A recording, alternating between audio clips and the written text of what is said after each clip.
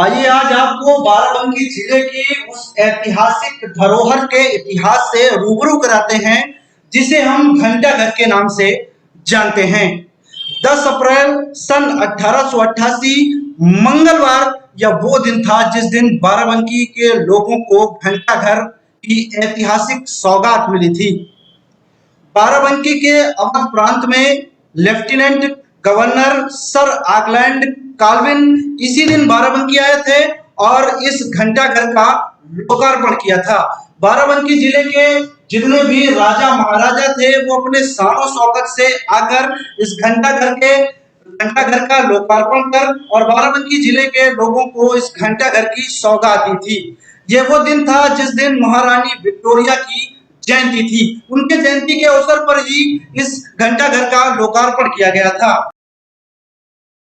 आज भारत की टीम आज पहुंची है बाराबंकी के ऐतिहासिक घंटाघर पर। इस समय हम घंटाघर की पहले माले पर खड़े हुए हैं। ये एक ऐसा घंटाघर है, ऐतिहासिक है, जिसमें बीच से रास्ता है। इसमें बाकायदा छोटी गाड़ियां नहीं बल्कि बड़ी गाड़ियां ओवरलोड ट्रक तक भी इसके आर पार निकल सकते हैं।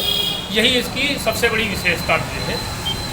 अक्सर देखा जाता है कि घंटाघर जो बनाए जाते हैं वो मात्र एक स्तंभ के रूप में बना के उसमें घड़ी फिट कर दी जाती है और घंटाघर हो जाता है। लेकिन ये घंटाघर ब्रिटिश शासनकाल में बनाया गया है और इतना मजबूत और इतना बेहतर ढंग से इसको बनाया गया है कि इसकी कारीगरी देखने के लिए दूर दूर से दूसरे देशों से भी लोग आते रहते थे। यहाँ की जो भी चीज़ें लगी हैं बहुत ही उम्दा क्वालिटी की लगी हुई हैं। यहाँ की जो घड़ी है वो पेंडुलम पर डिपेंडेंट थी, जो पेंडुलम से चलती थी और हर घंटे पर 1 घंटा बजता था। जितना समय होता था उतने घंटे बजते थे। लोग यहाँ पर घड़ियाँ नहीं देखते थे बल्कि घंटाघर की आवाज़ सुनकर वो जान जाते थे कि कितना समय हुआ है। इतिहासविद एवं वरिष्ठ पत्रकार श्री हरफतुल्लाह साहब ये थोड़ा सा घंटाघर के बारे में बताएंगे संक्षेप में। बाराबंकी नगर का घंटाघर नगर की बहुत ही ऐतिहासिक इमारत है। इस इमारत का सबसे बड़ा महत्व ये है, घंटाघर तो है यो उत्तर प्रदेश और देश के विभिन्न स्थानों पर घंटाघर, इसमें राजधानी लखनऊ की शामिल है, हुसैनाबाद का घंटाघर भी मौजूद है। लेकिन बाराबंकी का जैसा घंटाघर जो यहाँ की मुख्य मार्ग के बीचों बीच में बना हुआ है और इस खूबसूरती से उस वक्त ये अंग्रेजों के टाइम में बनवाया गया था कि इसके बीच से जो शहर की मेन रोड है उसका रास्ता जाता है, जिसका मेन गेट, और इसके दाहिने और बाएं 2 छोटे छोटे गेट बने हुए हैं। यद्यप अब नाजायज कब्जों की वजह से उनका वजूद मिटने के करीब है, लेकिन अभी वो गेट कायम है।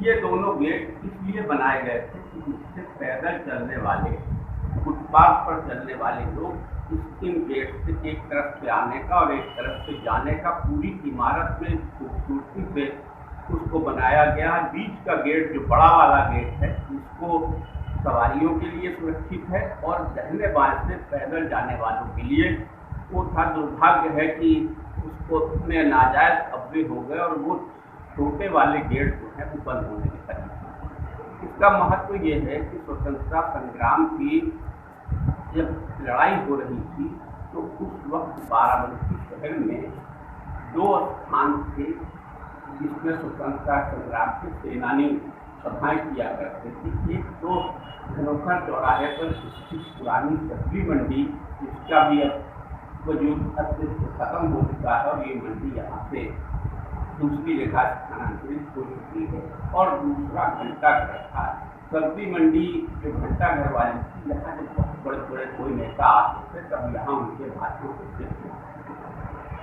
और घंटाघर जो था यहाँ से स्वतंत्रता संग्राम के सेनानी छोटी छोटी सभाएं किया करते थे और जबरदस्त भीड़ हुआ करती थी। घंटाघर क्रॉस करके 24 तरफ से बढ़ा जाए तो डॉक्टर चौधरी का क्लिनिक, डॉक्टर चौधरी की क्लिनिक की छत को मंच के तौर पर किसी के पास इसका पैसा नहीं हुआ करता था कि वो अलग मंच बनाता, तो डॉक्टर चौधरी साहब की जो क्लिनिक है डेंटल क्लिनिक, उसके ऊपर ही छत का इसके मंच बनाया जाता और यहीं से वो भोपू वाले माइक हुआ करते थे। ये माइक आज के जैसे माइक नहीं थे, उन्हीं को हाथ में ले करके और बड़े बड़े स्वतंत्रता संग्राम के सेनानी यहीं से भाषण करते थे और स्वतंत्रता संग्राम का जो अलग है वो जगाते थे और यहीं से उनकी गिरफ्तारियां भी अक्सर हुई हैं। तो इस तरह से ये घंटाघर आज़ादी की लड़ाई का हमारा गवाह है। और जब 15 अगस्त 1947 को देश स्वतंत्र हुआ तो ये बात बहुत कम लोग जानते हैं, खास करके हमारी जो नई पीढ़ियाँ हैं वो अब आज़ादी के 70 साल बाद बिल्कुल इस बात को नहीं जानते थे कि बाराबंकी जनपद में सबसे पहले आज़ादी की लड़ाई, आज़ादी मिलने का जो जश्न मनाया गया वो इस ऐतिहासिक घंटाघर पर मनाया गया था। और यहाँ उस समय के जिला कांग्रेस कमेटी के अध्यक्ष स्वर्गीय राम गोपाल सुशील हुआ करते थे, उन्होंने राष्ट्रीय ध्वज यहाँ फहराया था और उससे पूरे बाराबंकी के बच्चे को ये खबर मिली थी कि देश हमारा स्वतंत्र हो गया। और तब से आज तक की अभी भी ये परंपरा कायम है, लेकिन अब केवल नगर पालिका के जो वर्तमान चेयरमैन होते हैं वो झंडारोहण तो कर देते हैं, लेकिन यहाँ कोई ऐतिहासिक समारोह नहीं होता है। जबकि मेरी समझ से आज भी जरूरत इस बात की है कि वर्तमान पीढ़ियों को घंटाघर के महत्व से और उस जगह पर जहाँ सबसे पहले आज़ादी का पहला झंडा लहराया गया हो, उस घंटाघर पर जब 15 अगस्त में केवल झंडारोहण करने की परंपरा न निभाई जाए, बल्कि वास्तव में होना चाहिए कि यहाँ पर एक बड़ा समारोह आयोजित किया जाए। उस समारोह से लोगों को, खास करके हमारी जो नई पीढ़ियाँ हैं, उनको ये बात पता लगे कि स्वतंत्रता संग्राम का सबसे बड़ा प्रतीक हमारे बाराबंकी का घंटाघर है और इसकी जैसी इमारत आपको बहुत देश में कहीं दुर्लभ मिलेगी। भैया अभी आपने हशमतुल्लाह साहब से घंटाघर के बारे में सुना। उन्होंने बहुत ही कम शब्दों में बहुत ही विस्तृत जानकारी दे दी है। मैं आलोक कात्यायन माधव, आई भारत के लिए। जय हिंद, जय भारत। आप देखते रहिए आई भारत।